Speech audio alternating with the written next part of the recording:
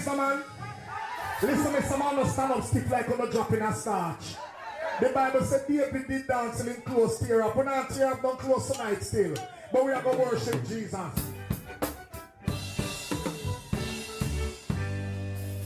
Somebody bring me Bible, come give me, make me be one. He said me Bible, me Bible, and me Jesus. Who be one? Who be one? Who be one? Who be one? Holy mama, bend, run, bend, back, me say me Bible, and me Jesus.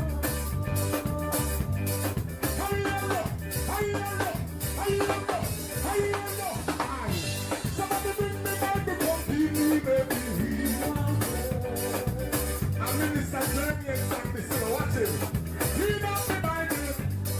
Read out the Bible. Oh, you got me well. Hold on.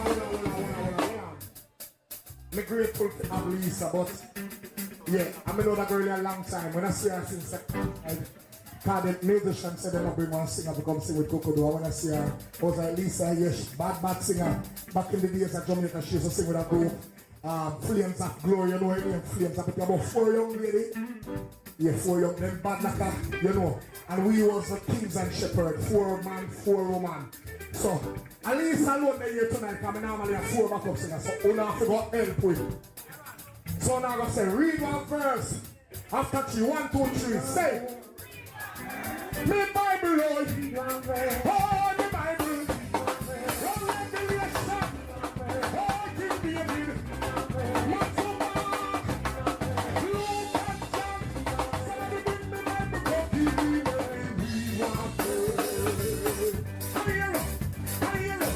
Hallelujah. Me say me Bible. The Bible, and the Jesus. Walk out.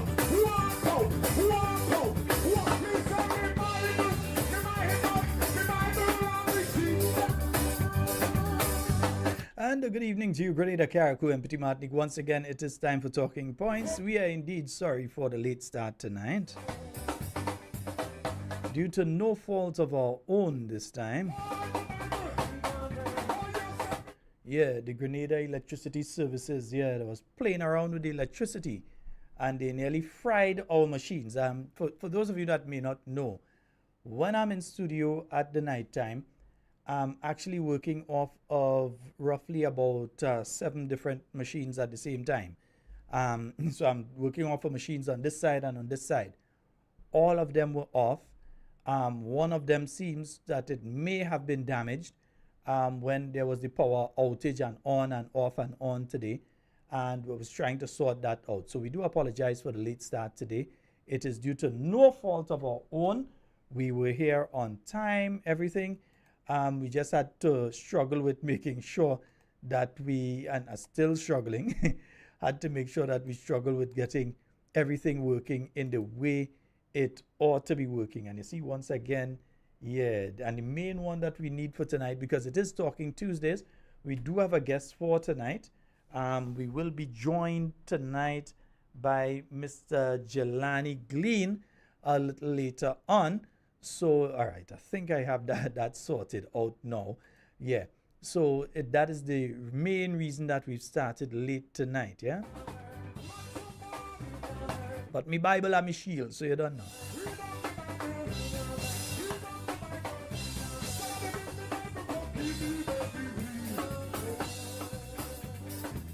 So once again, we do apologize for the late start tonight.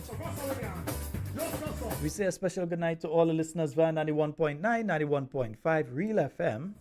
Well, at least so far that machine is going stable.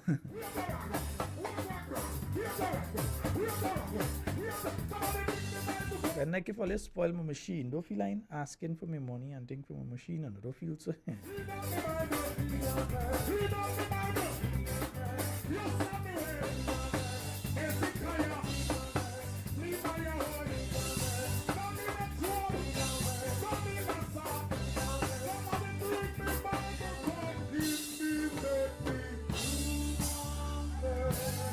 And we say a special good night to all listeners on the YouTube tonight. All a special good night to all listeners on the Facebook. Just giving you all some time to jump on in because, of course, we started a bit late. And due to the fact that we've started late, again, due to no fault of our own, due to the fact that we've started late, I know some of you are just jumping on. Let your friends, your family know that we are on. Let them know that Talking Points is on so that they can join with us. Yeah, let them know that we are on. Yeah.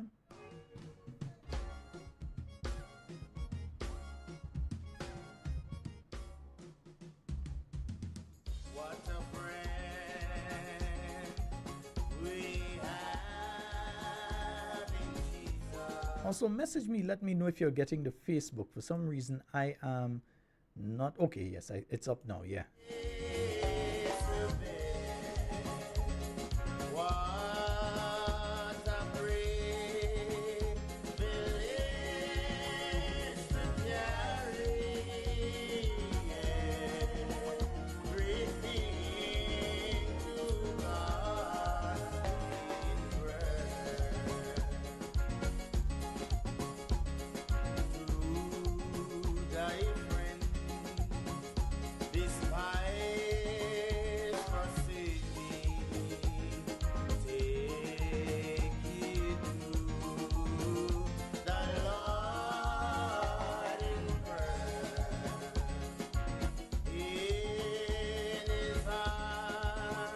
Just me, or I'm seeing continual reports from the Royal Grenada Police Force. Is it just me, or now that you have the time when people can bring in the firearms is the time that the Royal Grenada Police Force is finding? And let me just say excellent job to the men and women of the Royal Grenada Police Force. Excellent job by you all. Now that you have the amnesties when they're finding all the firearms. It's like every day they're finding somebody. I saw a release earlier. They got who was traveling in a vehicle with and they stopped this person and they find and different things. Tell you all already to make sure that you could get even more. You all should inform the public. Pay a look at something. Pass information. You'll get all them gun on them, you know.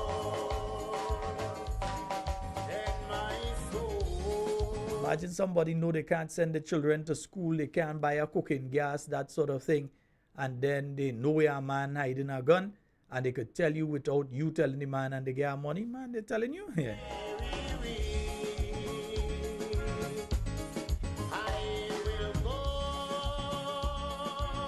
I didn't get a chance to listen to the GBN news or so on this evening. I have to do that when I get home. Usually I try to listen to it before I get into the studio, yeah?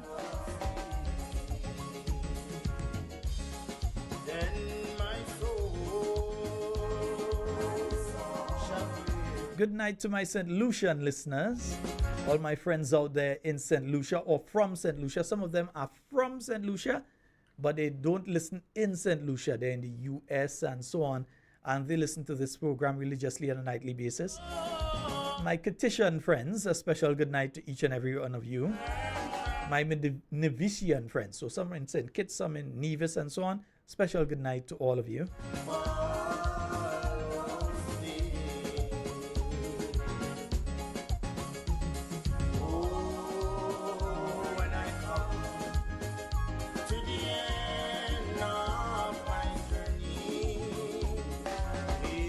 And folks, I see a round of talks going around now in relation to a new electoral system.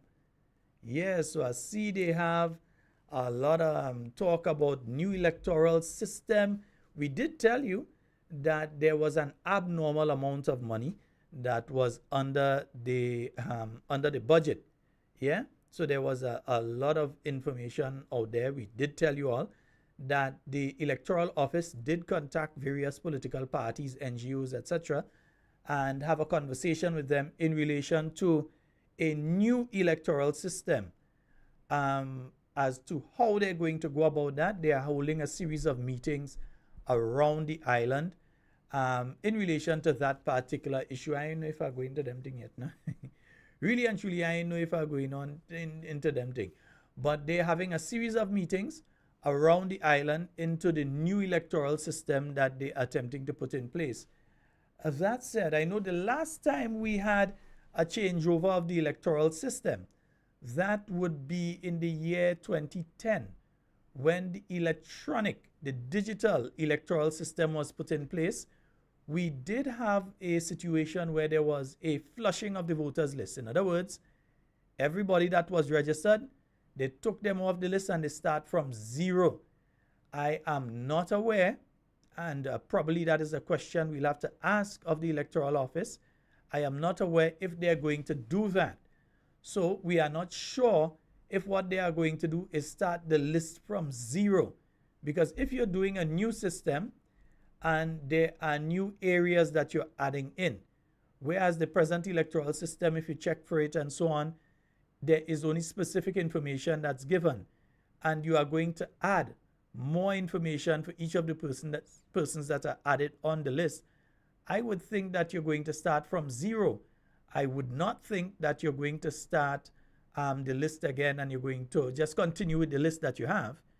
So I would think that it would be a good thing if they start from zero. That's in my mind. I would think that would be a good thing if they flush the list. Yeah, bam, that list starting for a new list. And they start from zero. But again, I don't know if that's the direction they're going. I have not heard whether it's the New National Party or any political party say this is their position on that particular issue. So I can't say that I'm stating any party's position on it. I'm just stating the last time that they did that process, they started from zero. So they flushed the list totally. They started from zero and everybody had to get re-registered. It also meant that you got a new design of the card and that sort of thing. So we need to find out if it's a new type of card that's being given, if it's a new type of card that's being given and so on, what would it look like and so on, because I'll tell you, the present card provides a problem in a lot of instances when you try to use it outside of Grenada as a means of identification, especially online and so. There is a problem when you try to use the present card. They sometimes say they can't pick up the information off of it. When you try to scan it and so on, it's an issue. So there's a problem with the present card when they do that. So we are not sure if what they're going to do is that they're going to utilize the new card, or if they are going to go ahead using the present. We need to find out these things. These are things that we need to know. So we're going to have a further conversation. We're going to find out. I don't know if they'll be willing to come and talk in points. You know, some of them, yeah, government and statutory, they're afraid to come and talk in points. You understand? Remember, when we used to do hard talk, we used to do for free because they thought we were being paid. So they thought they would have come in power and they would have check and see some kind of thing. For free, we used to broadcast in a WhatsApp program. For free, we used to broadcast the program by the Grenada Solid Waste Management Authority and so. But it seems as though now that government has changed, they're afraid to send that information. A free forum to put out the information, they're afraid to send it to. We have a problem with that. You're afraid, we understand. But it just shows the type of atmosphere that we are living in Grenada right now, that they would feel afraid to want to do that sort of thing. All right? So, folks, I think I gained my partner online with me. Let me just check the audio there. Hello, good night. Partners, you have to kind of unmute your thing too. Let me just see there. Partners, you have to kind of unmute and thing this. Are you hearing me? Okay, let me see. Are you hearing me? Hello? Yeah, on your end, yeah, man, I'm hearing you there, man. You good? Yes. You hear me now? Yes, I'm hearing you, man. Not only me hearing you, the public hearing you too. Yeah, you're coming over clear. Let me bring you up on the screen one time so the people see, man. Folks, we're speaking with my good friend, Mr. Jelani Glean, out there in St. Patrick. Jelani, how you doing, bro? I'm doing great. Good night to you. Good night to all of your listeners. I've been following you every night for months now, trying to keep update with the information you always try to keep the public abreast with. I have always impressed with the the support that you receive via your platform, and how persons are really in tune and appreciate the information that you bring to them. Of course, it's always factual information here. So I want to congratulate you on that again and say a very hearty good night to all of your followers and everyone tuned into this platform. Yes, indeed. I would like to thank you so very much, my bro. And it's been a while now, I say I had to get you on the program and shoot, we had to talk the things and them. You understand? We had to talk a lot of things tonight, man. And once again, a special good night to all the listeners, especially in St. Patrick, those listening via 91.9, 91.5. We say a very special good night to them tonight. How was the activity? You went across to the activity in Montage, I assume. You got the Of opportunity course. to go across. Excuse me, I ain't taking any blows on air, man. You give me them lash after. I can't take the blows for not coming on air. I will take it. I will take it afterwards. But how was the activity, man? It was very well. It was very very well attended.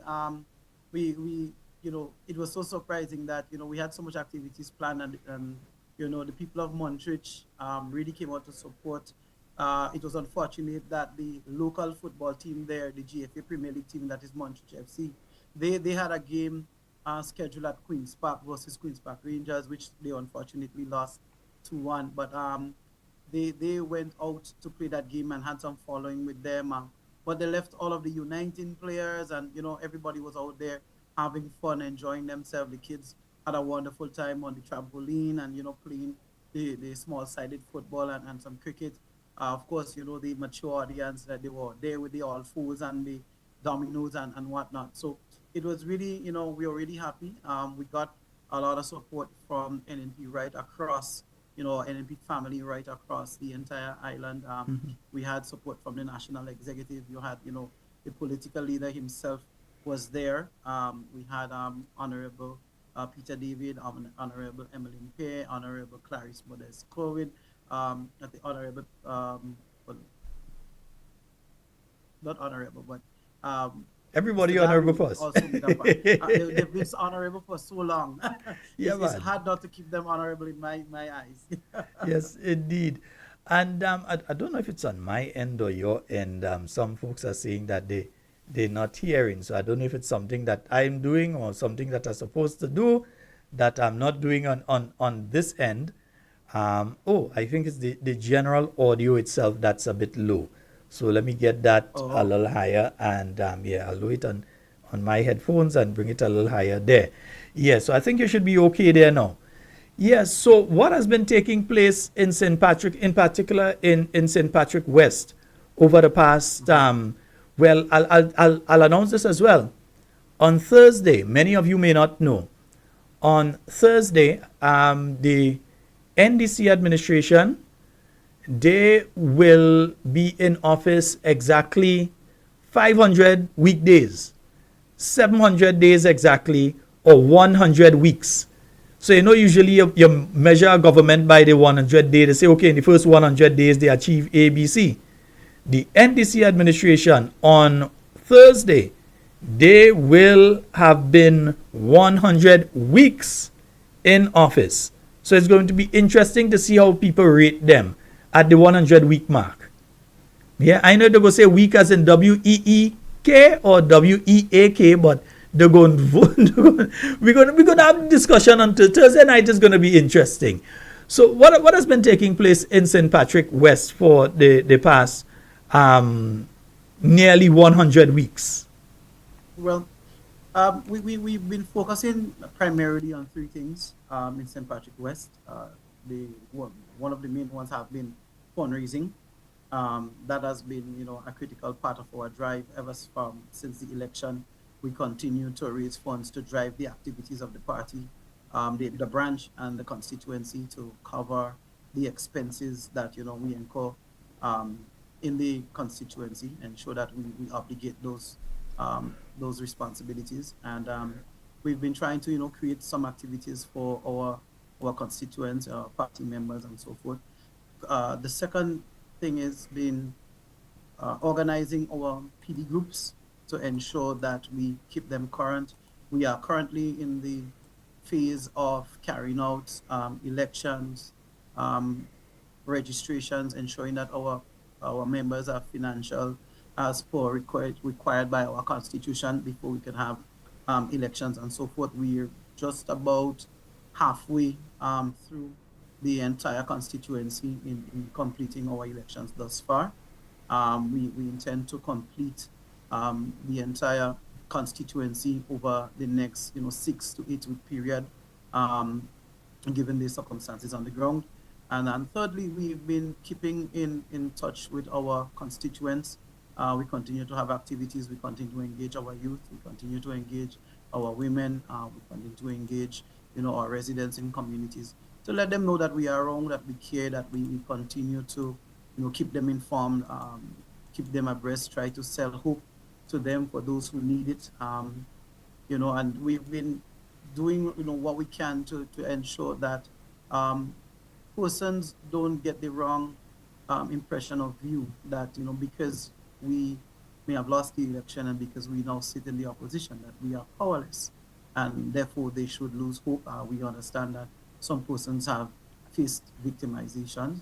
We understand some persons have lost their jobs. We understand most persons haven't received a lot of the things that they were promised. And that does not mean the end of everything. We continue to sell hope and to provide insight into why we still remain the best option for government in Grenada as a party. And we continue to work along with that. We will continue to highlight, what are the things we can do. We will continue to, praise the government for the great things that they have achieved, things that they have achieved. We give credit to them because when the government of Grenada does well, the people of Grenada do well as well. But we haven't had too many things to celebrate.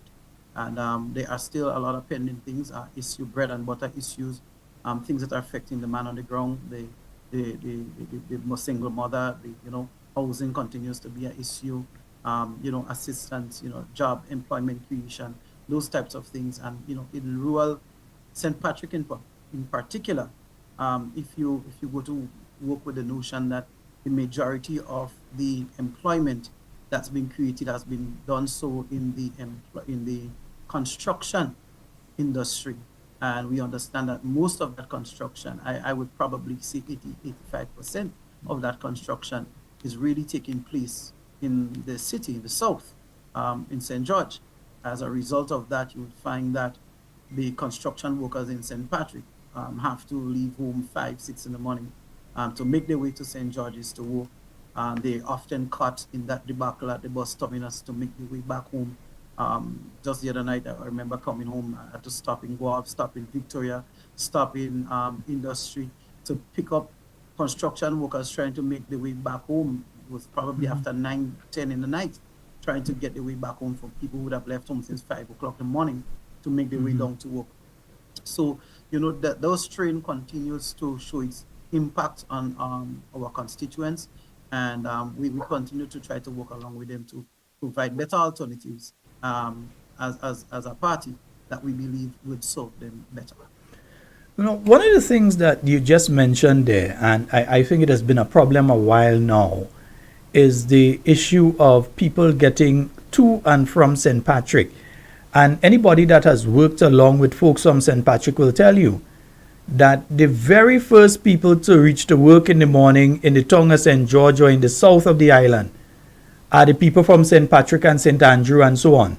The very first people the people who live the furthest are the people who arrive to work early.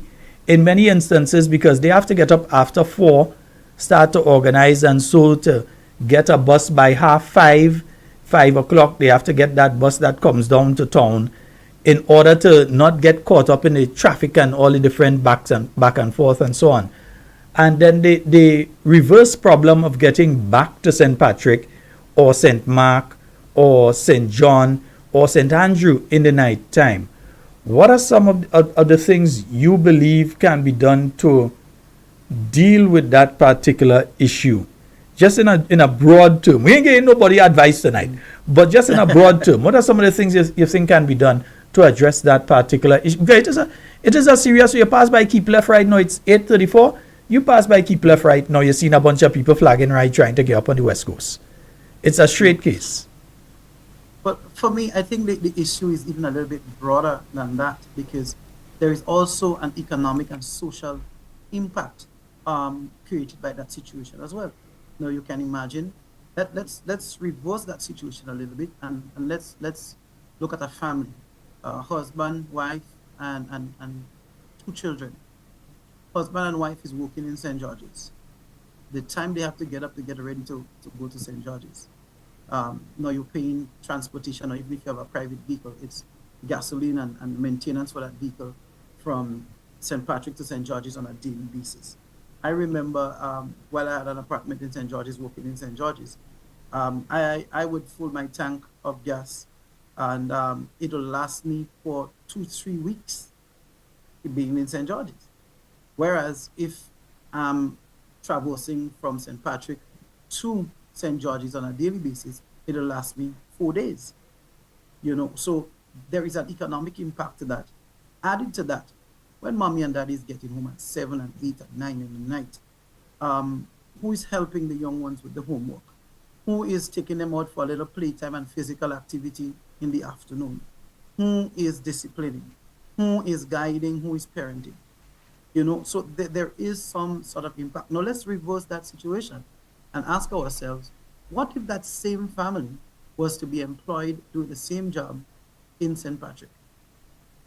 Then look at that. 4 o'clock, the work time is finished. By 5 o'clock, I am home. I can spend some time with the kids. I can take them to the beach. I can take them for an ice cream. I can play some marbles or some cricket, some football with them. I can go support them in whatever activity that they're doing. By 7 o'clock, we can sit and go through the homework together. We can have dinner as a family together before heading off to bed. In the morning, we can all live together. You go to school, I go to work, because we all close by. So there is also that type of impact on the families as well. And that's what you find that it's actually leading to a brain drain situation in St. Patrick, because you find that a lot of the qualified persons from St. Patrick are now migrating to St. George's because the employment is it's more readily available in St. George's, and they're qualified, and so they're looking to get into managerial positions and supervisory positions, etc. And so they move to St. George's, but the hassle of moving up and down on a daily basis, where economically it just sometimes makes more sense to rent an apartment in St. George's or build a home in St. George's and to move there. And so again, you find that all of our doctors, our lawyers, most of our qualified persons, our managers and so forth, are all migrating out of the parish rather than being a resource to the parish to help develop that rural economy that Mr. Baptiste often speaks about. In terms of remedying that situation, like I said, it may be a matter of investing a little more in creating more job opportunities in the rural areas, for one, especially putting a few government offices up here. That would be nice. Let some public workers be working in St. Patrick so they no longer have to travel to St. George's to get their work done. The bus association, I also believe, has to take some level of responsibility for that situation. The bus association, they're a group of privately owned individuals. The vehicles are privately owned, but they operate as an association, and there are certain benefits that they get from it. They negotiate as an association. So I think they too need to look inward as an association and try to understand, because as far as I can see, if there are hundreds of people left at the bus terminus on a daily basis, it means that there's thousands of dollars being left at the bus terminus on a daily basis. And these people didn't get to St. George's by walking. Every morning, it's the same private buses that carry these people from St. Patrick, St. Andrew, St. Mark to St. George's. Why is it late in the evening they cannot be carried back? And then when you look through the day, because the bulk of the population moves early in the morning and they return late in the afternoon, these same buses are struggling throughout the day. I remember taking a bus about a week ago to travel to St. George's. I left Sates at 11:15, and I got to St. George's 10 minutes to 2. Let me hear that time again. You left Sates what time? I left Sates at 11:15, and I got to St. George's at 10 minutes to 2. Yeah, that's You know, boy. And all the buses during the day, they keep calling each other and finding out where each other is at, and what they call pounding the road to ensure that they get every last dollar out of it. Whereas maybe it's time you take that break during the day. You can do something else if you choose to, or you could choose to have your rest, and maybe resume work later in the afternoon, so that yes, there is service throughout the day when the demand for buses is much less. And in the afternoon, there's more buses back on the road, whereby the population that was delivered in the morning can again be returned to the homes late in the afternoon. It's some discussion that has to take place amongst the bus association to give some level of consideration to the same customers that you um, deliver your service to in the morning also requires the service in the afternoon. And some adjustment needs to be made as it pertains to that. If the buses refuse to do it, who apply the route, maybe another route is willing. The Grenada's buses quite often are the source of relief to these travelers coming to the rural areas. And maybe there's some arrangement can be made for maybe give them a special permission or a special pass that on the afternoons they be allowed to assist the passengers going to the different routes. So be it. Now, is it a problem that the bus association isn't properly organized? That probably the buses have not organized amongst themselves to say that, okay, we are going to run at this frequency? Because you were just speaking about something there, and I've witnessed it myself. I know a lot of people are generally annoyed by that. That is when you're traveling with a bus and the bus decides that he is soaking, as they say, they're soaking a bit. Mm-hmm. So they get to a particular point and you realize if you're running, you're going to pass the bus. If you're running, you're passing that bus because he's taking his time because there's another bus in front of him. As we know, the buses in Grenada, it's not it's a public transportation system, but it's privately owned. So that folks, a bus driver knows, hey, I want to pay the credit union. I to pay the bank. If you need to get to a place at a particular time, leave at a particular time to get to that place at that time.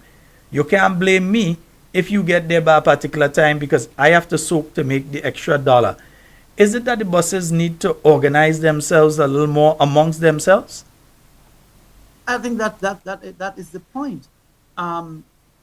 If the demand during the day is less, so I understand the busman's business concern, and it's a worthy one. However, it's demand and supply. Early in the morning, the demand is great, the supply is great. During the course of the day, the demand is low, the supply remains the same. In the afternoon, late in the evenings, the demand is great, the supply is less. So I think some adjustment needs to be made with the number of buses operating during the day versus those operating late in the afternoon. I think there needs to be some agreement amongst the operators on specific routes that would agree, okay, I'm going to make 1 or 2 trips in the morning, I'm going to lay off for the rest of the day, and I'm going to resume service at 3 or 4 in the afternoon, and I'm going to do 2 more trips. So you still get your 4 trips, but you're going to finish at 8 or 9 o'clock at night, rather than finishing your service at 5 o'clock in the afternoon when you return to St. Patrick or to St. Andrew. And some buses are going to say, okay, I'm going to do my 2 trips in the morning, and I'm going to continue to do 2 more trips during the day when the demand is lower. So you control the number of buses that is operating during the day when the demand is low, and then you resume and enhance the supply of buses when the demand is high in the evening again. Because what is going to happen sooner or later? It's going to be one in 2 things. One, the government is going to embark a bit more seriously on providing transportation to the industry, transportation industry, public sector. And a lot of these busmen are then going to complain because the government buses are probably not going to run all day. They're probably going to just take out service in the afternoon when there is a problem and there is an issue. But there's going to be a twin issue with that. Because if the government has buses Now, what do you think is going to happen with all those hires that the buses get from schools for netball and for football teams and intercall teams and all of that, that they make that extra cash from? The government is therefore going to give its service to its buses. So now you're going to lose added revenue again in other areas. That's going to cost you. That's one. Two, there may be an initiative to say, hey, if you're living in St. Patrick, St. Andrew, and you're working in St. George, rather than buy a car that can only hold 2 or 3 persons or travels by yourself, how about you buy a Noah that you can pick up 5 or 6 people and run it as a taxi to and from work daily, so that it probably pays for itself if person pay you the same fee that they pay the buses, you know? And that in itself, again, is going to have an impact on the busmen. So you don't want a situation where competition for you is enhanced. It's easier for you to make the adjustment within your organization and keep all of the demand for yourself, and you figure out the best possible way to meet the demand with your supply. No, one of the things there, and I'm going to tell you, the new National Party is going to deal with that issue. And when we put in the ferry service running on the West Coast, we won't put in a ferry service. So you would be able to take your vehicle and you park up in St. Patrick, you take the ferry down, you pay for your parking, so you're making a money off the parking. You pay, you take your ferry down, you come down to town, buses running, they're making the trip wherever you're going, St. Paul's or so, you take your bus, you come back, you go, you do your groceries, you jump on the ferry and you're going back up. And the thing will take you from 11:30 to 2 o'clock. That's less than an hour between St. Patrick and by sea. But so we go sort that issue out. Oh, we come in, we go sort it out for you. But this is a serious issue, especially at the night time. And I often feel it, especially, you mentioned the construction workers, but I really feel it for the hospitality sector workers, the people who finish in work in the next few minutes. They're finishing at 9, and then they know that they have to go to Hermitage, or they have to go to Shanty, or they have to go to Mount Rich, or they have to go to La Fortune, or wherever. They have to now try to reach up, not just to reach up to St. Patrick, but in many of those instances, after you reach up to St. Patrick, to Sotters, you still have to try to reach from Sotters now to the other village that you're going to. So it's a hard one. And what it has caused, though, and I was mentioning and this ties into something I was speaking about earlier. What it causes, though, is that you see a situation where there are many individuals who are from St. Patrick, but they live in town during the week. They're registered in St. Patrick. They get their mail in St. Patrick. On Friday, as soon as they finish work, they head to St. Patrick.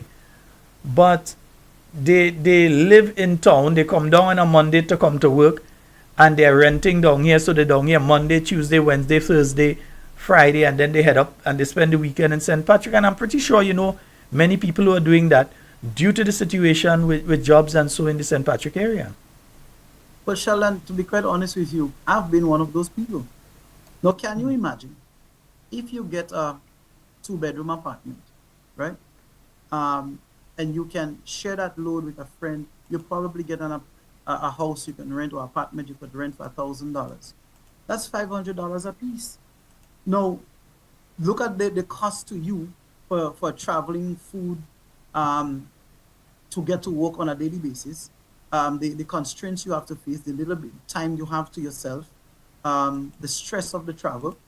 At the end of the day, it just makes sense to probably, if you can get a deal like that, to stay in the city during the week and you return home on the weekends. And we see a lot of persons doing that. I'm also equally worried not only about the hospitality workers, but what about the security officers and persons who come up from work late and the buses only get to I think it's Boucheju on the West Coast and Vendôme on the East. I know of persons, as a matter of fact, just this weekend, someone was telling me about a young lady who from the same hospitality industry, and she's often slept below a shop in Vendôme because she just couldn't get to get home, and sometime the next day she just takes a bus and return to St. George's and grab a shower at her workplace and go back to work. And we shouldn't be having that. Persons should not be at this level of risk in this modern time. Those are solvable problems, and it doesn't take rocket science to figure this out. We have to do what is in the best interest of our people and to solve them to a level that is not just reasonable but is humane. I mean, what if this young lady was your daughter or my daughter? Would we feel, or one of the bus driver's daughter? How would they feel about that, knowing that she has to stay out there, that she's at risk of God knows what may happen to her, or to him these days, because it's either way. And you have to take the necessary precautions to ensure safety for those persons. We cannot be asking persons to go out to work and to work these shifts and these hours, and then not having a proper system in place to get persons back home. People may say, well, oh, if you want to hire a person and you have that shift, you're responsible for the transportation to get them back home. And again, I would see now the hospitality companies and businesses, I would see the issue with that. When they run 8 to 4, your service is there. They're providing, again, guaranteed service for you. Why is it so hard for you to accept that service and to carry persons home at nights? And you rightfully said, and we can even go back. I can give several examples. I know of a gentleman who's been working in the Coca-Cola factory for probably over 20 years, right? He lives at Rose Hill. And this gentleman gets home anywhere between 10 and 11 o'clock at nights, because when sometimes he finishes his shift, returns the truck, has to reload, settle his account for the day before he leaves the factory. He's in St. George's 9 o'clock, 8:30, trying to get a bus or a ride to get home. No, sometimes wherever the ride comes, he takes it, because sometimes he goes to Grenville, but like you rightfully said, when he gets down, he still have to drop and walk into Rose Hill. If he gets a ride and he gets a bus and he gets up to Sautez, he still has to get. There's no transportation in Sautez at 11 o'clock at night. Yeah. So those are some of the plights that our persons are facing at the moment, and some of the added expenses and costs that they have to endure to get up here. So you may find that two persons who are doing the same job, getting the same pay in St. George's, one living in Sautez, the other living in St. George's. You can see the lifestyle, you can see the social status, you can see things improving about for that person who lives in St. George's, whereas the person in St. Patrick, it just cannot move nowhere. You're stuck in mud, as we often say, we walk into work. Mm-hmm. Well, you're working to work, not walking to walk. Eh? Yes, but as we on that issue as well, what are some of the things that you see that can be done in St. Patrick? I know there's the Lavera project that is ongoing. The same project that certain people who dance in orangutan praising it right now. I realize they have the greatest and most positive things to say about the Lavera project. Some people who said that project will never happen, that project is a scam, all sorts of things, and those are the individuals that are praising it now. That will provide jobs in the construction sector in some instances. Also, when it is completed, in the hospitality sector, so that many of the folks that are now working, getting that experience in the south of the island, will no longer have to come down. But what are some of the other things that you're seeing that can be done in St. Patrick to assist this situation, to keep St. Patrick people, for want of a better terminology, within St. Patrick, not having to leave, so that they can be there for the children? Their husband can say, well, you only see his wife for a few minutes when he reach home before he bathe, and then by the time he come to bed, he fall asleep one time. It's just time to get ready and go in the morning again. What are some of the things that you think can be done in St. Patrick to mitigate against this situation?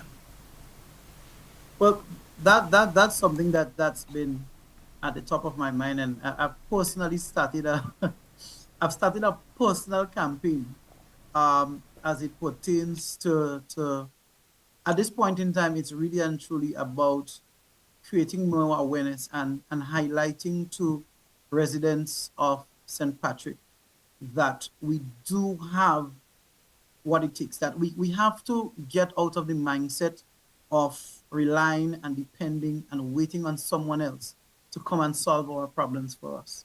We have the brain power, we have the talent, we have the discipline, we have the tenacity, and that Crown City spirit to achieve great things.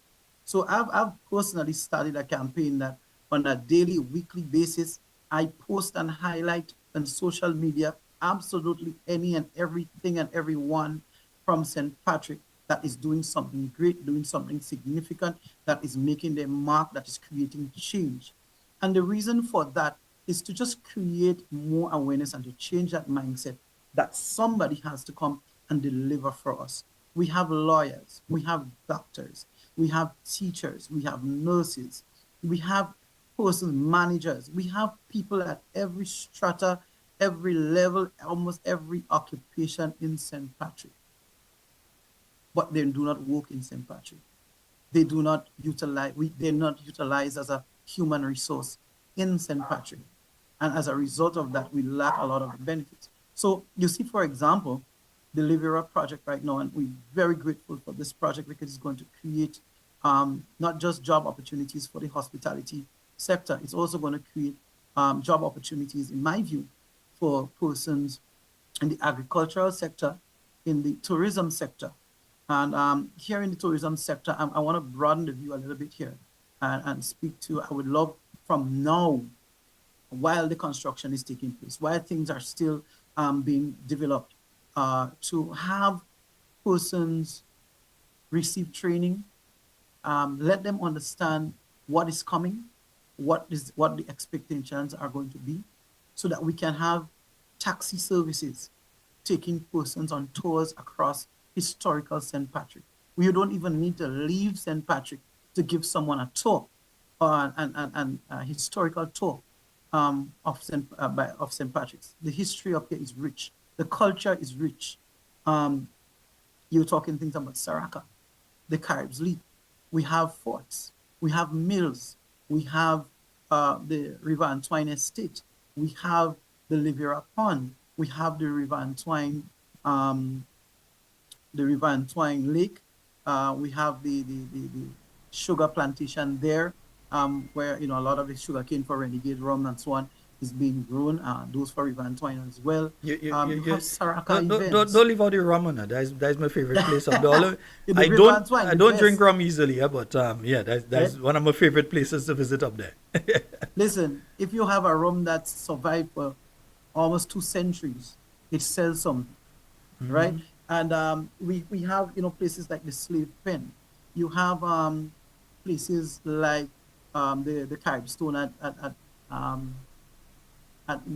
Mount Rich. You have the Belmont Estate at Hermitage.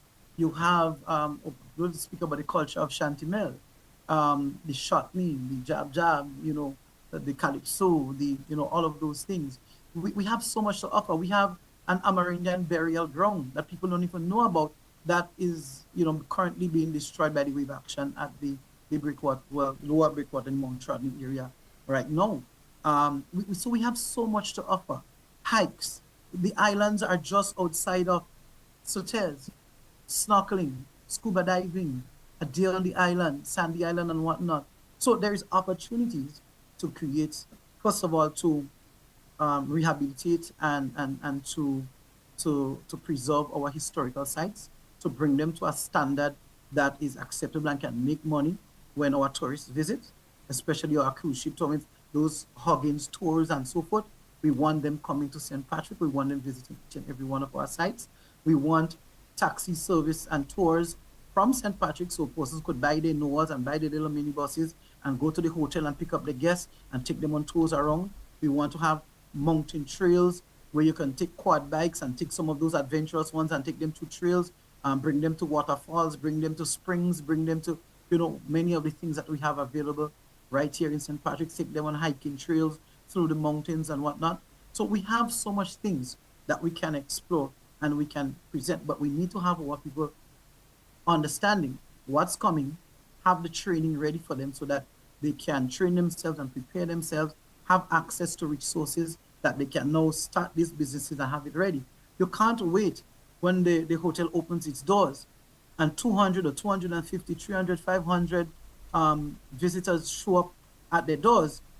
and we don't have anything in store, we're not ready. We have to be ready for that.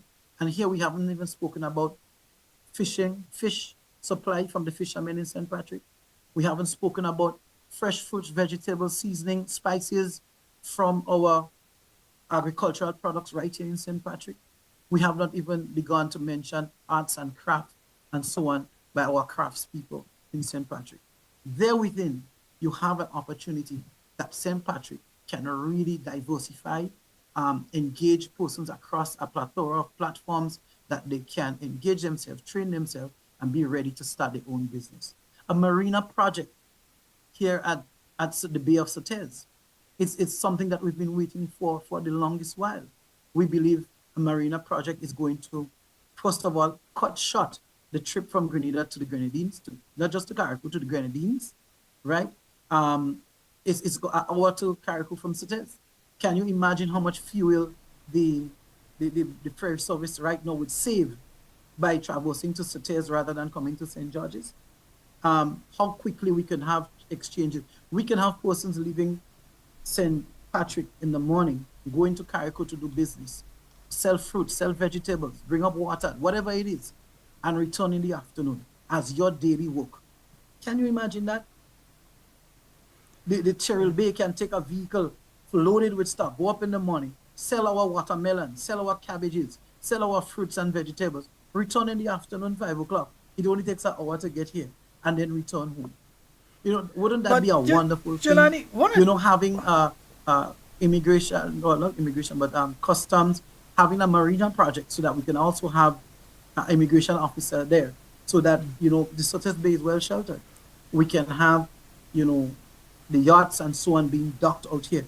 Now creating another opportunity for persons to learn, refrigeration for these vessels, painting, maintenance, ladies who may be interested in sim hospitality to go on and clean the vessels and whatnot. Open all these different types of businesses, sail repair, all these types of opportunities where we can train our young people. We can redirect their attention and say, hey, these are the opportunities that's going to be available to us in the next 3 to 5 years. We want to start training you now. Your training course should take a year or two. You're going to get a year of practical experience, and then you should be in a position where you can access your own finance and be ready to go day one when these opportunities arise. And let me say, you mentioned something there, and it's often been a bone of contention amongst a lot of people. Here it is, you're from St. Patrick.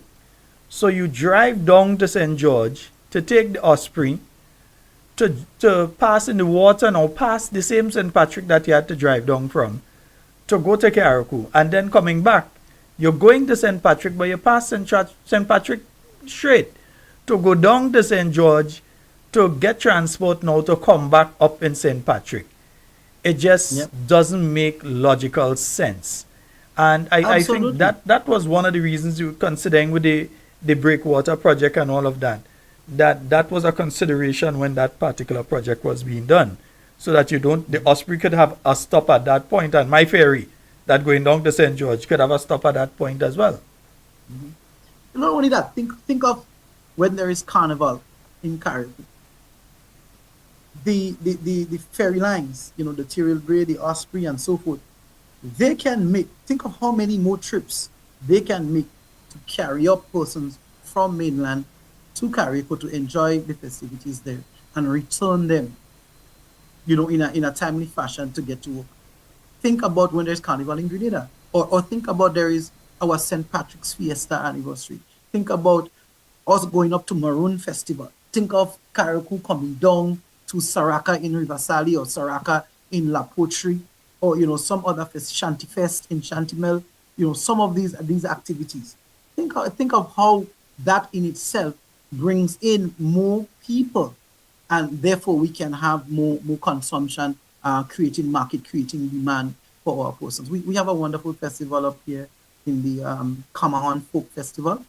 Wouldn't it be nice if the folks from Carriacou can come down and support their string bands and support some of the culture that they also bring to that in terms of folk that they have available in Carriacou, but they can now come down here and witness it and all of that. Wouldn't it be nice for a crew from Carriacou to come and do some kick dancing in Surtees, and we can share in our culture and and so on and so forth. So it's a matter of also moving population that's going to create demand. Wherever people go, they must eat, they must drink.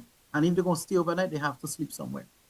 That in itself creates opportunities for our person. So maybe we might see some guest houses creating up here. And, we want to see some government offices created in St. Patrick so that some of our public service workers can work right here in St. Patrick. The internet and so on creates a network across all ministries. The Ministry of Finance is on the Carriacou. The bulk of the other ministries are in the botanical garden. They still communicate. Everything goes through finance. We can have something in St. Patrick that works as well. And last but not least, this is an important one.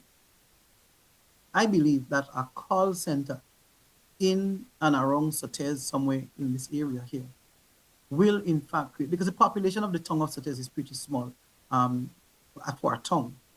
We have, I think, almost every village, the population is bigger than the town, and that says a lot.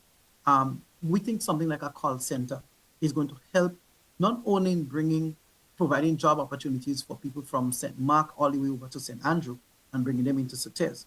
So we're talking about maybe 500 persons getting employment and having 500 more people in the town, people to feed, like I said, people to provide, hairstyle and barber service and nail techs and all these diverse areas that you can provide service for them for.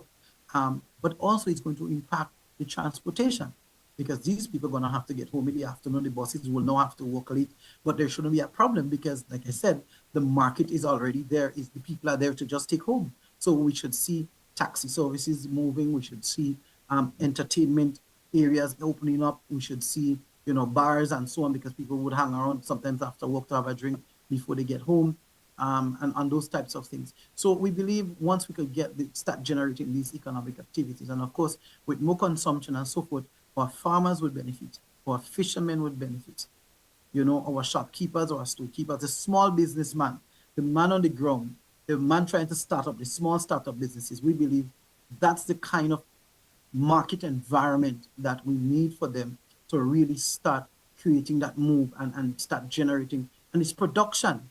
It's not revenue just being dumped in to do something, and that's short term.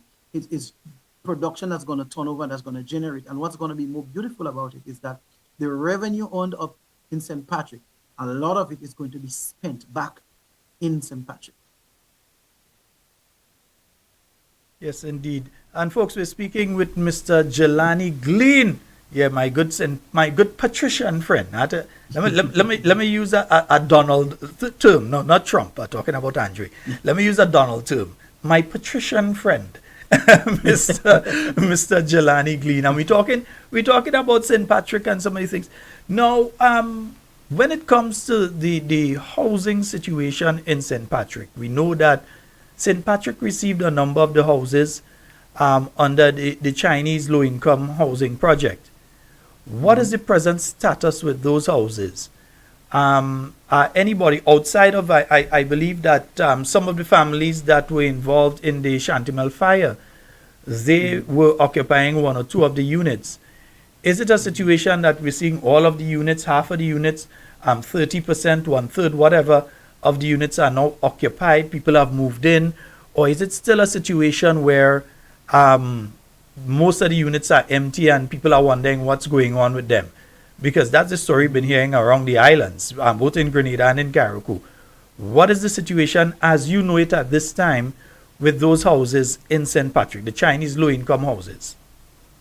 Well, the last time I paid a visit to the villa, which is the area where it's located, the buildings are practically empty. As a matter of fact, the only residents that I personally know that's there are the five, I think it's 2 of the 5 victims from Chantimel that is residing there currently. I know of another one of the 5 victims that later on tried to get an apartment there and was turned down because at the time the offer was made, they didn't accept it.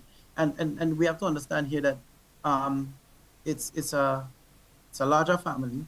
When it was offered there and then, it wasn't accepted. But one of the members of the family is in the process of having a family of his own, and felt that would have been a great opportunity to move and to create some more space as he prepares to extend his family.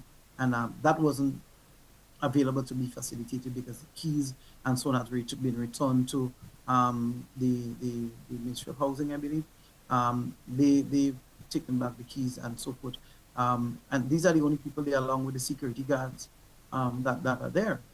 We've seen previously, a few months ago, the grand launch of the houses now available for the apartments available for purchase and so on and so forth. And we're looking forward to see, what happens. And primarily, in my view, I honestly do not know how many persons, and I've had the privilege of having some idea of some of the people who have applied and were really excited about the possibility of getting one of those low-income houses. I do not know how many of them can afford those houses at the price that they're currently being sold. It's disheartening that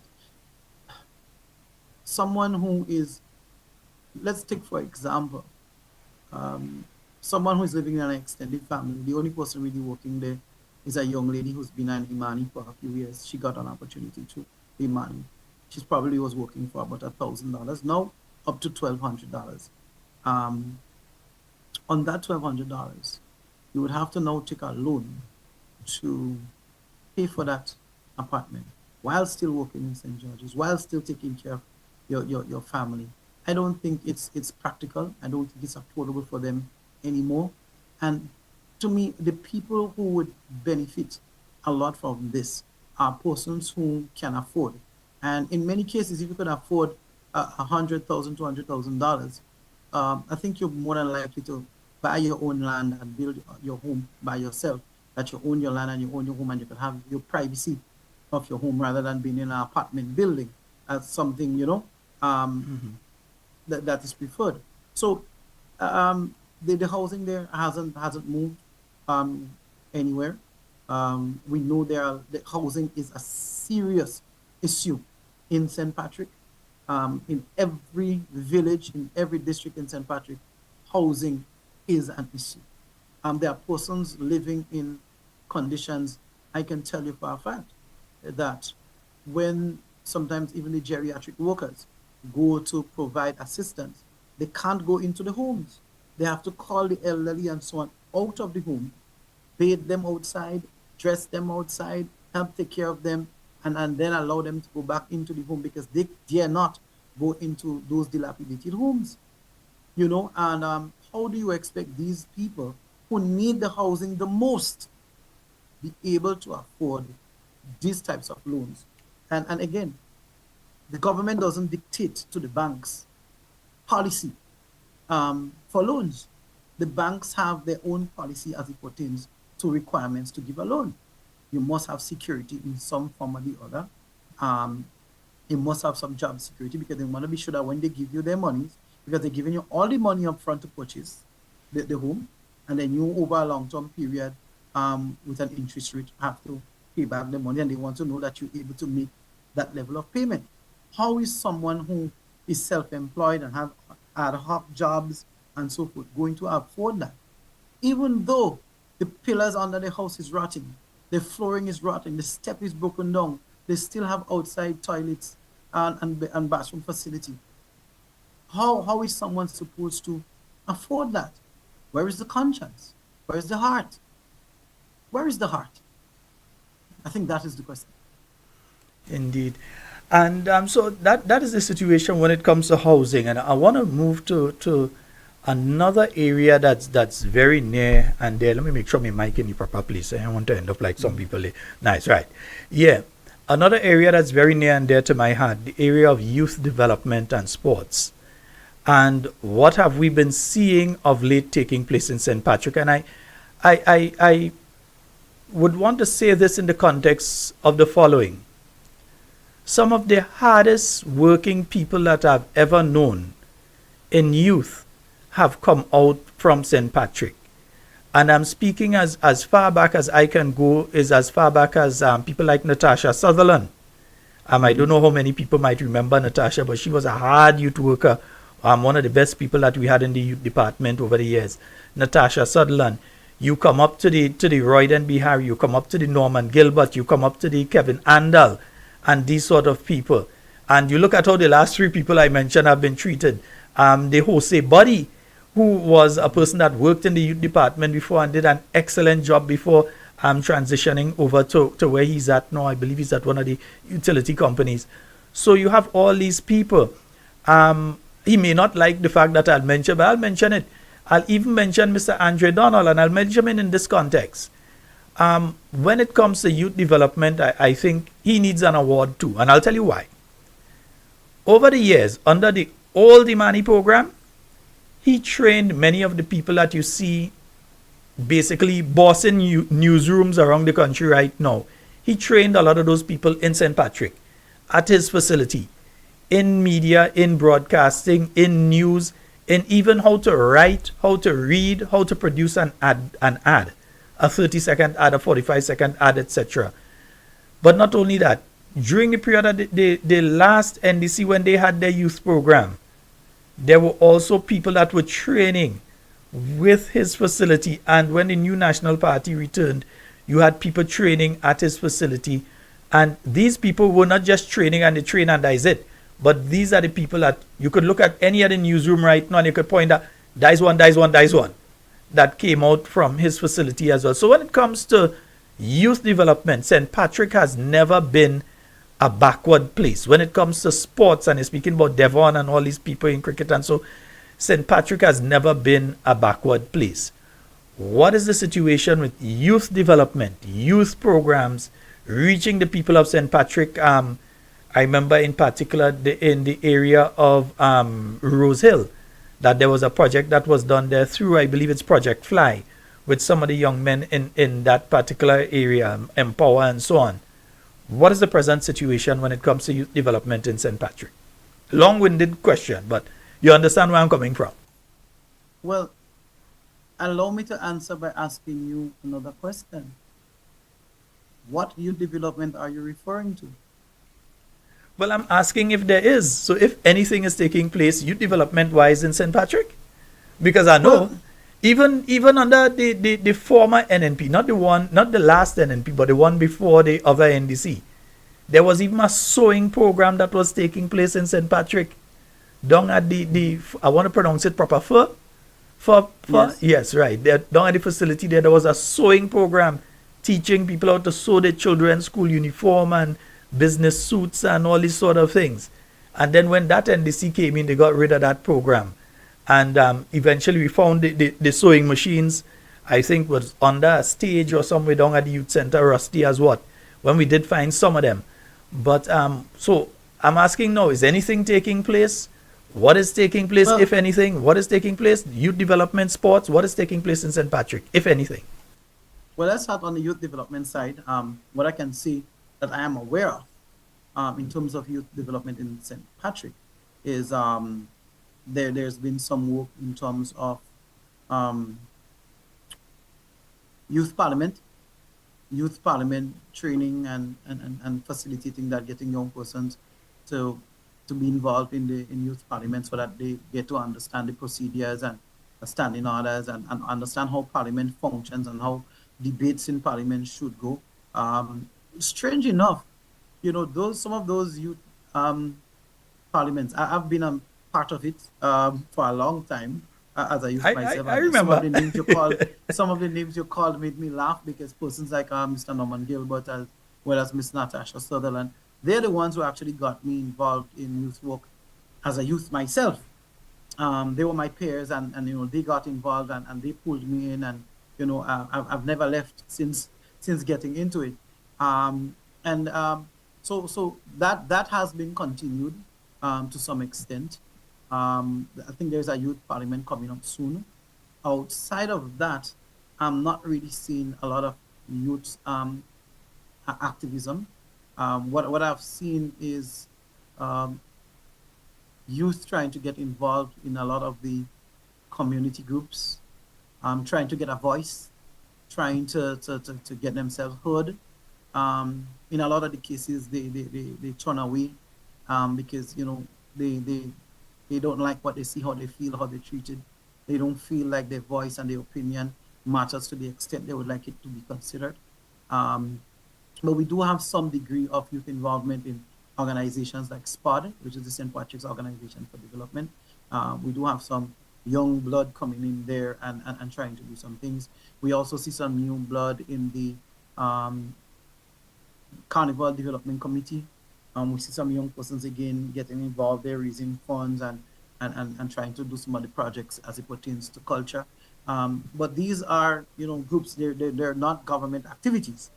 In terms of government-driven programs and activities, I believe the Empower program has been discontinued because I don't see persons benefiting, certainly nobody in my community of Chantimel.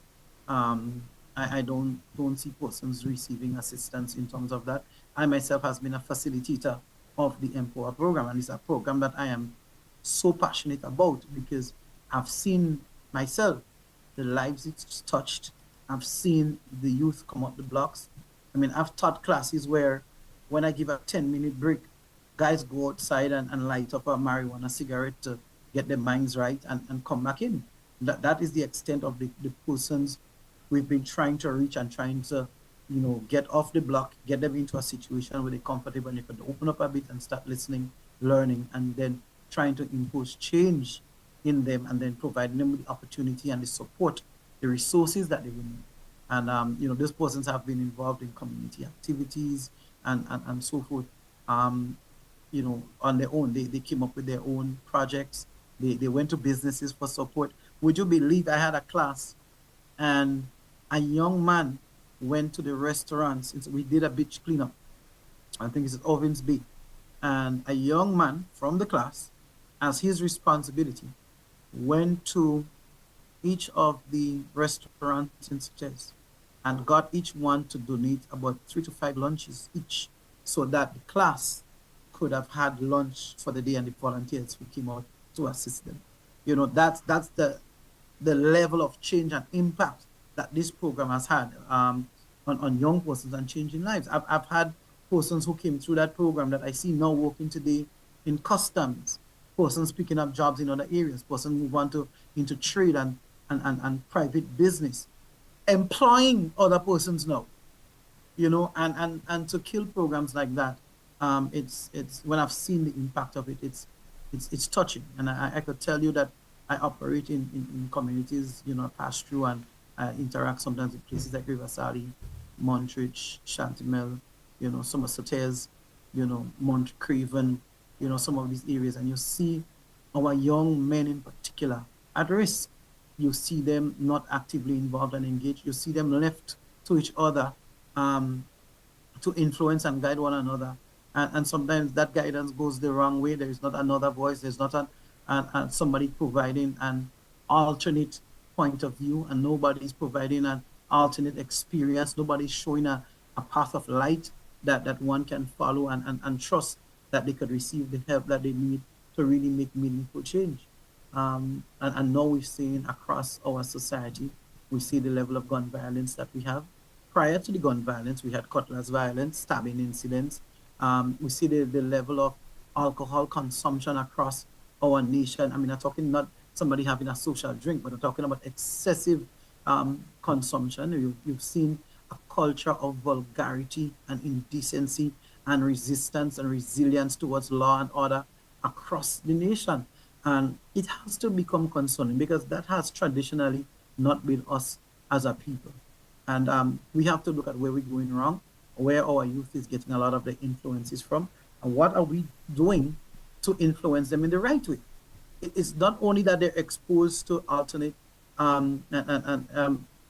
lyrics and so forth from the music and YouTube and the internet that they listen to. What are we putting out there for them to listen to? What are we putting out there as an alternative to those things that they can attend? What are the activities that we have planned for them? How are we engaging them? Do we understand where they're coming from? I've had discussions, Sheldon, with young people. I'm talking people under the age of 20, between, let's say, 16 and 20. And I'm often touched and amazed by the number of issues a lot of these young people are dealing with, how frustrated and angry they are, a lot of the trauma some of them have been through, And it's sometimes then I get the understanding as to why some of them, given the right circumstances, can explode, can react on impulse, can and act out aggressively. They have a lot dealing with, and a lot of our young people need counseling. It's something that we haven't grown up with culturally and so forth, but a lot of our persons need help. They need a mentor. They need somebody they can go to, somebody they trust, somebody can they look up to that want to provide, a good example to them and to hold their hand and walk with them, then walk side by side with them, and then allow them to lead. I think that is the process that a lot of our youth need right now. The fact that unemployment amongst our youth, especially in St. Patrick, is so high. How are they to take care of themselves and their family? How are they to find a sense of self-value and self-worth? How high is their self-esteem supposed to be when they're not able to help even themselves? And then there's some of our young females, they turn to males for assistance and help, and then they get themselves pregnant. No, they have another person to take care of besides themselves. And it's a story that goes on and on and on. And we find that a lot of our young persons are really faced with challenges that they're, to be honest, not equipped to deal with. And as far as I can see, our current government lacks the vision, they lack the programs, they lack the level of attention that is needed at this point in time to really rescue some of our young people that need that type of help so badly. Yes. Yes, indeed, folks. And I know some of you are itching to call, but the calling part is a part that we still have not sorted out when we have the guests on with us on air. So that is something that we'll have to sort out over the next week so that by the time we have a guest on again with us, we'll be able to address that particular issue. Also, the issue of sport, playing fields, competitions. I know you've been involved deeply in both, I believe it's both football and cricket. Yep. In St. Patrick Yeah, and so. What's taking place with those two? I mean, hey, Devon listening. I'm sure Devon listening. So right. what's taking place with cricket? Well, What's taking place with football, basketball? What netball? What is taking place with these things right. in St. Patrick? Well, annually we usually do both a win ball cricket competition, and we've also done local football, and we have a tournament called Shanty Cup in Shantimel that we've done on an annual basis. We have not been able to do this for years. I mean, we had to take the break off when we came through COVID for obvious reasons. But then we had events, concerts, and so on at the playing field, damaging the playing field. And we have not been able to host any sporting activities at Shantimel for 2 years now. No remedy has been done on the field. I think it's only lately we see a competition going up now for I think it's a one-day cricket tournament or so that's going to be coming up soon.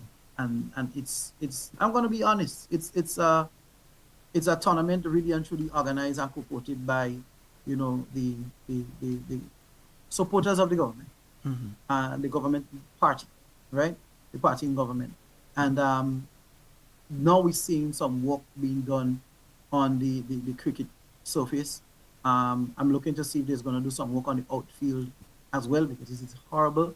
I mean, it's amazing that the young men still play on a nightly basis because our field is lit.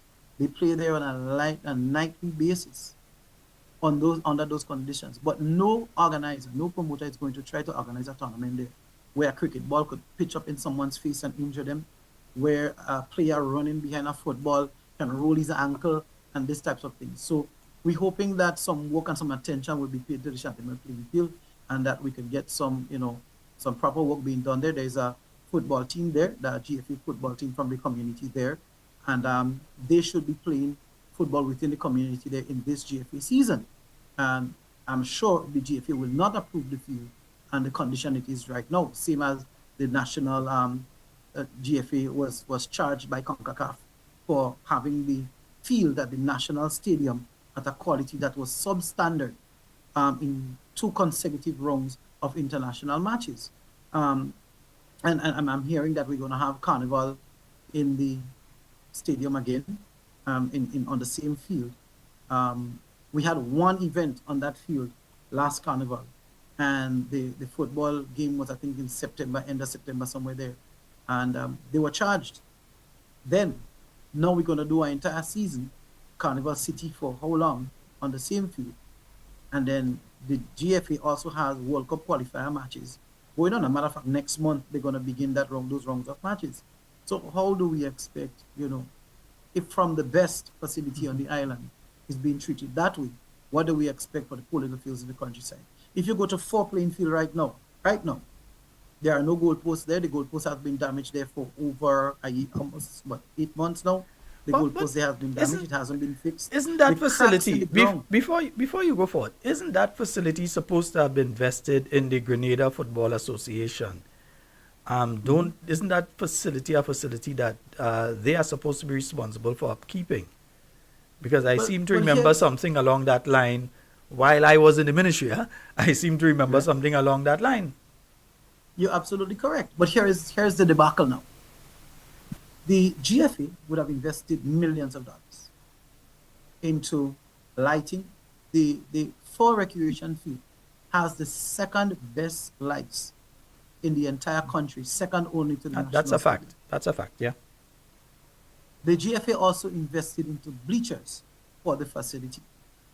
The GFA was also interested in investing further in buildings and so on there that would be able to maybe, have a gymnasium there, have dormitories there, have conference room, so that you can house teams in training, that you can also house visiting teams that may come. So you may find that, okay, like the last time we had a professional team from Trinidad coming to play the national team here. You can literally host a tournament here or invite one or two teams. Teams may want to come here to play a few of our local teams as they prepare for seasons, tournaments in their own homeland. And you have a place that you could list out to them that, they have the training facility there and all of that. Now, the ground, the playing surface itself needs some work because it's gathering water. It hasn't been worked on for a long period of time, and it needs some drainage and so on and so forth. The GFA is also willing to invest into doing that. Here's the issue. After all of that investment, the facility belongs to the Ministry of Sport. And the Ministry of Sport has now placed this facility and its management over to Parish Council. So the Parish Council gets to determine what activities, who goes there, who goes what, without investing diddly, as some people would say, into the facility to upgrade, to upkeep, to maintain. But my brother, It's really actually just the government, just the groundsman who is paid to, and his team But that that is paid to facility- upkeep the playing surface. But right now, for example, the entire place is cracked up with the dry season. So it's not even possible to play football or have any running and playing there at the moment. Even there are 2 clubs located at that facility. And even when there's training there, you have to pick and choose like small pockets of the field where you think it might be safe for you to carry out some exercises and some training and so forth. So the facility has not been upkept very well. The potential for GFA to really utilize this facility and help further develop the facility and probably bring again some more things to St. Patrick. That's not being done, and I would love to see that change. If I had the capacity or the power, I would certainly change that because I believe this facility has a lot of potential for revenue earning and further development and enhancing a facility whereby our young players in St. Patrick can really have a top-class facility where they can train and prepare themselves for a number of sporting events. St. Patrick has always had national players on almost every national team. If you go to any national team in football right now, there are players from St. Patrick on each and every one of them, male and female. Sprinting and so forth. We need to have these facilities and them upgraded, kept properly, and so that we can continue to grow and develop. If you look at St. Patrick, for example, had the most teams in the Premier League for the last decade. Now we find that teams are now fading out. We're still luckily have 3 teams, although all 3 of them are currently at the bottom of the table, but it's only been 2 or 3 rounds of games. There's a long way to go still, and we do wish them the well, and we know that they probably have the potential if they put in the work to pull themselves out of the bottom of the table and move a little bit further up where it's safe. But we've seen things dropping and degrading. And again, we come back to that same work situation. When some of our players are working construction, are working jobs in St. George's, what time are they going to get up to St. Patrick to go and train to play for the clubs? Are business places still giving football players time off to go and play football? You know, so there are lots of considerations that we have to take into account, but we want to see our fields are kept. For the longest while, all the fields in St. Patrick, and we have a number of fields, and we probably have over 6 or 7 fields. Well, you have River Sally, you have Plains, you have Fur, you have where is there again? Shanty Mill, you have Rose Hill. So yeah, there's Hermitage. Yeah, Hermitage. Yeah. Right, and they have one in Snell Hall. Snell Hall, yes, Snell Hall. Right? So we're looking to develop some of these. As a matter of fact, you know, it'll be my humble suggestion that some of these, if it was up to me, I'll be honest with you, 4 would primarily be turned into a sold football field with a track around it for when the athletic season comes that we could have, because it could only hold a 300-meter track. Yeah, it can't. But that 300-meter track would really be used whenever there is the athletic season. The McDonald College, for example, I believe could hold a 200-meter rubber track. The school is right there. You can put a facility there with a gym and so forth. And we can have athletic training. So we could do a 200-meter rubber track. The same type of, just like how we have one outside the National Stadium there, we can do one like that at the Mali playing field. There, we left that one out to Mali playing field. So we can put a 200-meter rubber track there and a facility there with a manager and course, of course. And the schools in St. Patrick can now have training, and even the athletes who just finished school and moved on, they can continue to train at that facility there at proper surface, well maintained, lower the risk of injury to them and so forth. Have that there. We can now develop planes into a full-time cricket facility. You put in bleachers, you put in media center, locker rooms, toilet facilities, and you can develop planes for that. You have, you know, some of the smaller fields that you can, so you could have 2 fields that is doing cricket all year round. You have, you know, 2 fields that is doing football all year round. Somewhere you can go and get athletic training and so forth without the hassle that is lighted and so forth as well. And so that we can have that diversity, because part of the challenge for us here is in Grenada, we are blessed to have a lot of athletic youngsters. The challenge with that is athleticism applies to a number of sporting disciplines. And so you find that the athlete is good at the athletic part of a lot of different disciplines. And they don't spend enough time developing their technique and so on in specific disciplines that they want to turn into a career that they have the talent for. So if we have persons playing cricket all year round, so I'll give you an example. Let's say a schoolboy in Form 2 loves football, doesn't have a club, only plays football at school. When he gets to the secondary school tournament that opens in September, guess how much matches he plays if at the end of the season he's the champion? He probably plays only 6 to 8 matches for a season. How is he to develop by playing only 6 to 8 matches? If you get what I'm saying, he needs to have a place where he can go and consistently train and develop and so on and so forth. So we need to start creating those dynamics and those avenues and working specifically with member organizations. So people like the Grenada Olympic Association, the Grenada Amateur Athletics Association, the Grenada Football Association, and so forth, to work with these organizations to develop their coaching, develop their plans to and have from grassroots to professional development within the country, rather than handing over facilities and programs to are clueless about other disciplines and are only specialists in 1 or 2 areas. Indeed. And folks, for those of you that are just joining us, we're speaking with Mr. Jelani Glean out of a beautiful, cultural St. Patrick. And we're speaking a multiplicity of issues this evening. We've spoken about housing. We spoke about, you know, there's an issue I want to raise now. And that's the issue of healthcare in St. Patrick, you get, if God forbid, you get ill, you're in St. Patrick. What takes place? What is this present situation that obtains in relation to healthcare with the health centers, with the facilities that are available to quickly transport a person down to the main hospital or to Princess Alice or whatever? What obtains in St. Patrick at this point in time when it comes to the issue of healthcare?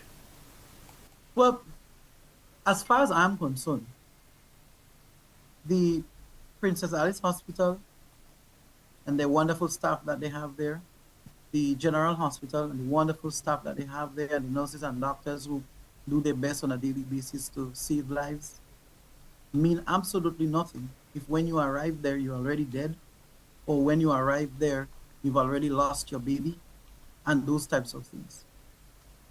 It takes a long time. An hour and a half, 2 hours is a long time for someone who has a medical emergency to travel from St. Patrick to St. George's, or maybe a 35-minute drive over to Princess Alice. But if oftentimes when you get to Princess Alice, there is not medication, they don't have the resources that they need to tend to certain types of emergencies, and they would do their best to try and stabilize you and then send you on to the General Hospital, right? That is always disheartening for me. I was very happy when the previous government made that investment to do another mini hospital at St. John. I thought, again, that's another 20-minute ride. It's a mini hospital. You should have some equipment, facilities, medical expertise there that can really help. It's something that's much closer by than to get to St. George's. But then again, that facility, again, is really and truly not ready for any type of medical emergency to deal with. We've got a lot of inspections and a lot of talk on the media, news report, and releases by government and so on. And there's been a lot of talk, but when you visit the facility and you have an emergency and so forth, you realize there's not much that they can do for you. Again, we all know what are the health issues that Grenada is facing at the moment in terms of medical supplies and having persons available to really deal with it. Sometimes the doctors are there, the nurses are there, but they just don't have the resources, the medication that they need to deal with things. Sometimes you go to help somebody and they give you a prescription because you have to go to a private pharmacy or so to get the medication and whatnot. If it's an emergency, it's 11 o'clock at night. Where am I getting the medication? Mm-hmm. You know, so I'm always concerned about this. I'll be quite honest with you. After I saw that wonderful facility being built at Goa, I crossed my fingers and I said a lot of prayers, and I hoped that the medical center at Sotez would one day be developed into a mini hospital whereby persons in the St. Patrick area can really have a plethora of health services provided to them. I'm talking a dental, doctor, places you can keep patients overnight, places people can deliver their babies and so forth. All of that being available, nursing quarters, lunch rooms and so on for the nurses and so on, so that everybody could really be, comfortable, and you can have a top-notch facility where, proper medical services can be provided here. Maybe it provides an opportunity maybe to even bring in some of the resources into that medical city, rather than keeping it into all the medical centers around the parish. Maybe you have days you visit the medical centers around, so people who close by that just need, small visits and so on can come there, and there is some health professionals there to assist them. But really, I was hoping that, and it is still my dream that one day we would see a mini hospital type facility being erected at the medical center at what we call Under Canal in Sotez, to really bring that type of relief to St. Patrick in particular, where we still have a lot of persons who are dealing with issues like hypertension, diabetes. We have amputees. We have persons with flesh issues and so forth. A plethora of things that they really could get the medical attention that they need. And in the event there is an emergency and they need to stay over and so forth. Because can you imagine my family member has to stay over at the health facility. I can go there daily. I can bring medication. I can bring food. I can bring change of clothes. I could take the clothes and wash it and all of that right there. And the cost to me is minimal. If I have to do the same thing and I have a job and I have to do it, go to the general hospital at St. George's, that's a big cost for me. And then the the visiting hours, right? The visiting hours at the general hospital is a limited space again. How am I going to get up work? I have to take time off work to go visit and so on. If we have something in the general area, if I can go, maybe another family member can go. It's closer, it's more convenient. I think that brings again a lot. And again, if you have retirees coming back home and they want to take up residence in the Parkway area, or they choose another area to develop for the retirees and so forth, I think they would feel a lot more comfortable, a lot more secure having a facility of that type close by, that they know that should a medical emergency arise, they can get comfortable, adequate help somewhere close by. So is there a 24-hour health facility in St. Patrick? What happens if at 2 a.m. a person has a medical crisis? Let's say you're in Shantimel, or you're in La Fortune, or you're in Montrich. 2 a.m., you have a medical crisis. What takes place? Maryville, Princess Alice, or General Hospital. There is no two ways about it. So they cannot head to the facility that should be open, that could have been open, that would have been open in St. John. They can't head there. No. My goodness. Heading there is delaying the time it'll take you to get to St. George's, because that's where you'll end up anyway. So the polyclinic that is in Guave right now really doesn't serve the purpose that it was developed for. And this is a project that has been in the making for quite a while. It took the NNP to come back in to make it into reality. But now it's not being outfitted and properly staffed and so on. And the instruments, etc., that should be there is not being put in place so that it can serve not just the people of St. John, but the people of St. Mark and St. Patrick as well. Yeah. That really and truly, you're hitting the nail right on the head. It's not only about the people of St. John, but it's also about the people of St. Mark, St. Patrick, because said the polyclinic there and Princess Alice Hospital would be the two closest to us. Probably will get to the polyclinic fastest than even to getting to the Princess Alice Hospital. And you'll probably get to the polyclinic from Sotez. You'll get there in 20 minutes. If you have a crazy driver, maybe 15. I don't advise that, but essentially you can get there comfortably in 20 minutes. There'll be little resistance to traffic and whatnot, so you'll get there pretty quickly. But what's the point? You need to get to St. George's because the polyclinic is not equipped well enough, doesn't have all the resources that it needs to deal with many of the situations, emergency situations that will arise there. Because as far as I know, the polyclinic was even built to take a helicopter could land there and all. It was built in a way that a helicopter can land at that polyclinic in Guave to transport a person from there to another location, everything. So it was built with a specific idea in mind. So it is not serving that purpose right now. Can you imagine Grenada gets to the point where we have a medical helicopter that can land at Guave, it can land at a place in Sotez, it could land at maybe the same Princess Alice Hospital, or even Carriacou. Can you imagine that if you had a medical emergency, that helicopter would probably be able to go from Sotez to St. George's in probably 20 minutes? Imagine that. What a service that would be. I don't think there's anybody that would be unwilling to pay for that service if it means saving the life of a loved one. Yes, indeed. And I think we have roughly about 12 minutes. As I said, I'm very sorry, folks, that we are unable to take the calls. I'm still working out how we'll be able to take the calls through the board instead of how I was doing it last week and so, because the guests would not hear the questions and so on. So I'm trying to work on how we can have that done properly. So when it comes to healthcare, because I heard you mention something, and I've had calls on this program from people that have been through it. I've met several people who have been through it as well, and I've received messages from folks.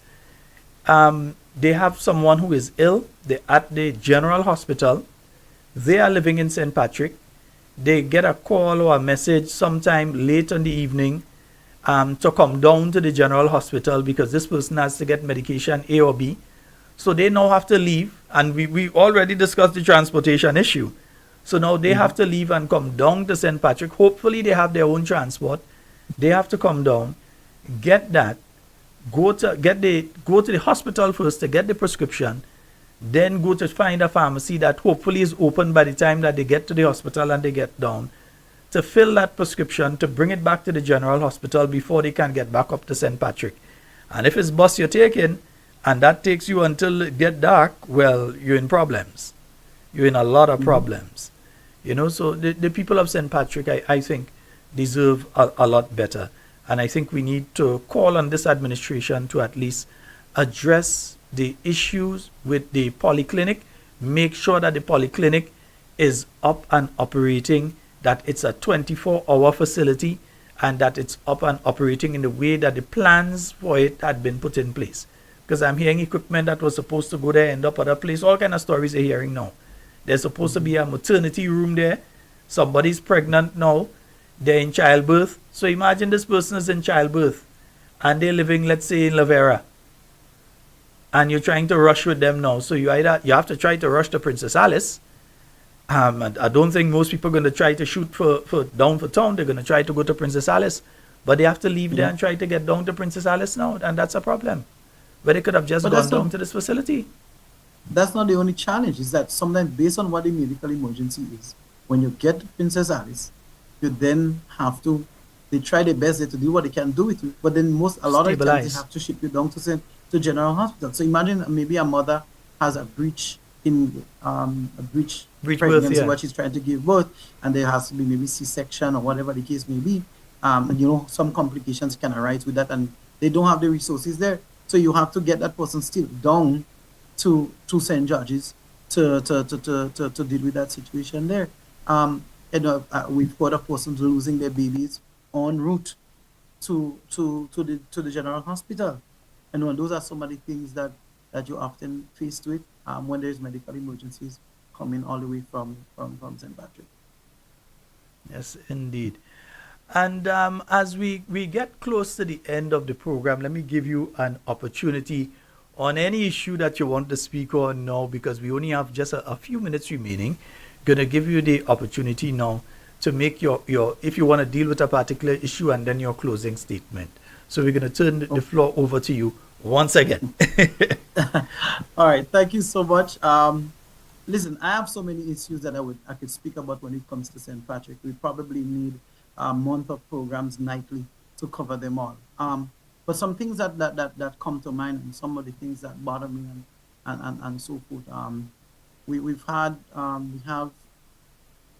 I often ask our people to look back and then look at where we are now, and then we can look forward. We look back, we've had Prime Minister from the other main party on the island coming out of St. Patrick. We look around St. Patrick under that term in terms of development, and what have we seen? Nothing. We now in another era of this NDC government, and we look around St. Patrick where we have two representatives sitting in cabinet from St. Patrick, and we look around again, and what we're seeing is what parliamentary representative is supposed to do. So I don't consider things like fixing the bridge and fixing a drain, and to quote Honorable Tevin Andrew, I don't give kudos for fixing the road and paving the road. That is what we're supposed to do. I don't give kudos for the workers on the roadside and so on. That has been a program in there. Not even the revolutionary government changed it and moved it. So I don't look at those things. I try to look at the bigger picture. So we mentioned sport. I've seen several basketball courts and so on around the country being upgraded and painted and so on and so forth. In some constituencies, there's more than one, and there's others on its way to being refurbished and so on. Let's look at St. Patrick.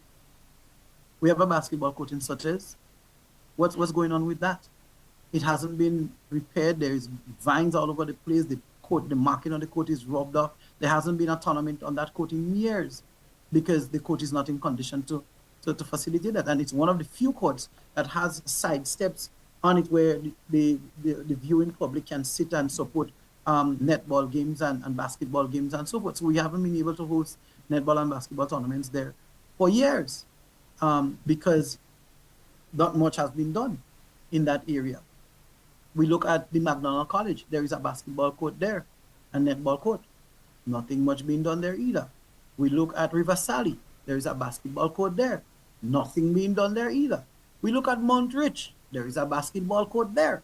Nothing being done. The lines are eroded. You could take a video. As a matter of fact, the basketball court is used to house bad shot parties and, these kind of events and activities. At least they're making use of the facility in that way, and I'm happy that the young people of Montage have found a way to have engagements and so on there. But the main purpose of the facility is to facilitate basketball, netball games. You can have exercise programs on the court and so forth. But the court is filled with moss and so forth. It's not upkept. The wiring, the lighting, all of that is gone. And nothing has been done since this government has taken office in the past 2 years. That's facts, right? I look at, for example, the WASH program. This is something that confuses me all the time. What is now termed the WASH program was a national program. Every constituency got an allocation and got assistance to help persons with needy persons who are still using outdoor toilet and bathroom facilities across the island to get some assistance to have indoor toilets and bathroom facilities and toilet facilities. That program was re-engineered and it had to be pilot tested. And then we chose to pilot test it in a small area in St. David. It took a year to pilot test it. And now that it's open, it's been finished being pilot tested. The program is only being run in 2 places again, 2 constituencies, the South and St. David. Come to Chantilly and let's take a walk around with me. And let me point out to you. As a matter of fact, I'm not even going to go very far.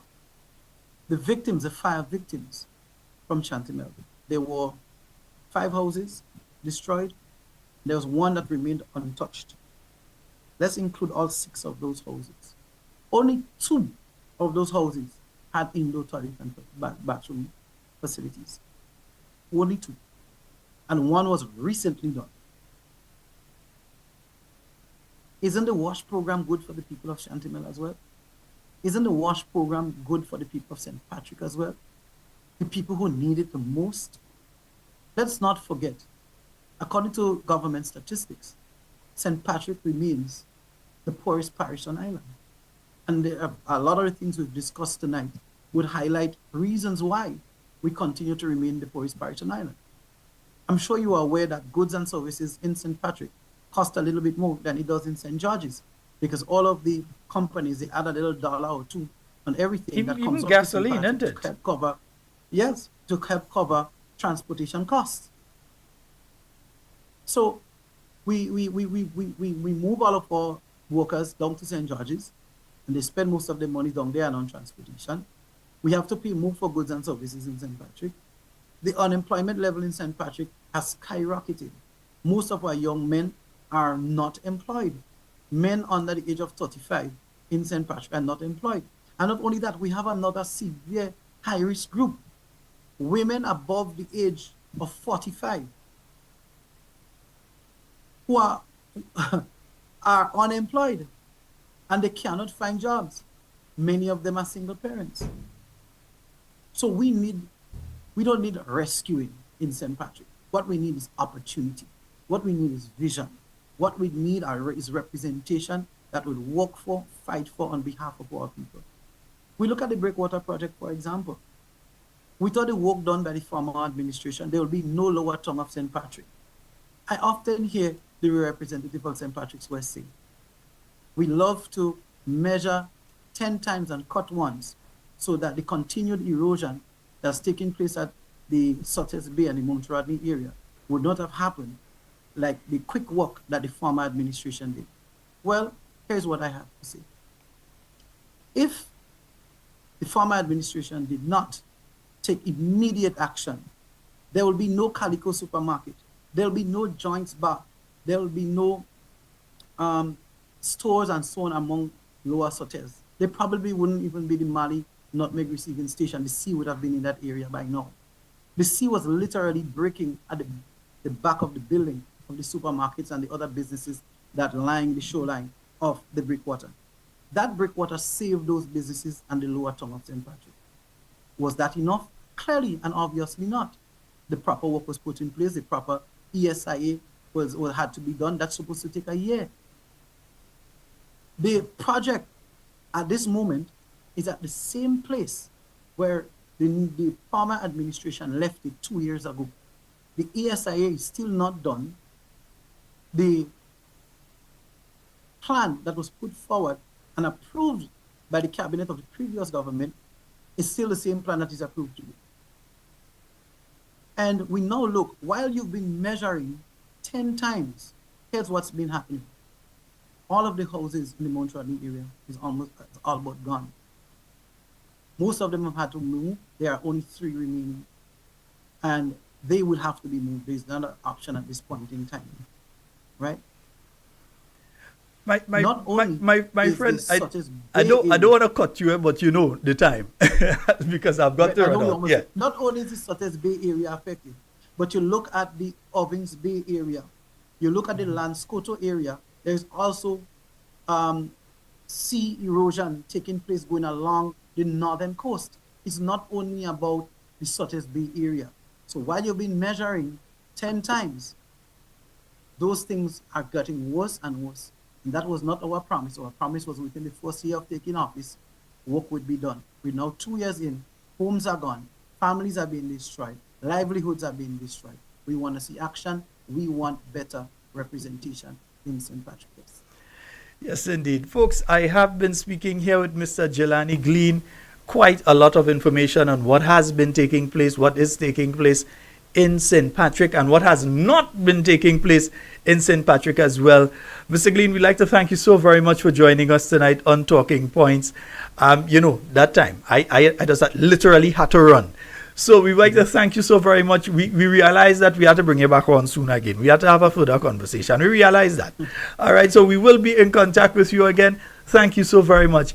And do enjoy the rest of your night tonight, my brother. All right, it was a pleasure being here. And I just want to send out condolences to Mr. Elfridge Phillip, our deputy chairman of the constituency, who lost his brother today. We want to send him some love and our prayers and lift him up and his family up at this point in time. It was a pleasure, Sheldon, being on, and I thank you and I say good night to all of your viewers, and please do get home safe. All right, thank you so very much. Yes, indeed, folks, we have been speaking with Mr. Jelani Glean there, and out of beautiful St. Patrick, and it's been a wonderful program tonight, folks, but you know, it's that time. I have got to run. I'd like to thank each and every one of you for joining us tonight. And again, Mr. Glean for joining us tonight, the radio stations for being on with us. And folks, remember, in everything you say and do it safe and secure. Want to be speaking to and with you and definitely not about you. I am out. So can I take you way back tonight? Way back.